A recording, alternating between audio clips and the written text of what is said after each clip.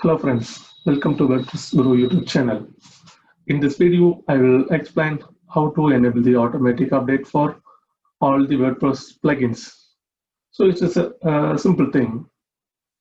So this is a plugin to enable the automatic update for all WordPress plugins. You just need to install and then activate this plugin to enable the automatic update. So I will give you the plugin link in the description. Now I will explain how to install and activate. So click the link and then click download. Once you download it in your WordPress backend, click add new. Click upload plugin. Select the downloaded plugin file.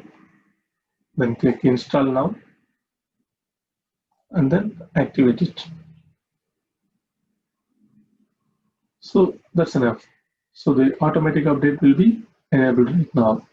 If you have any doubt, comment here.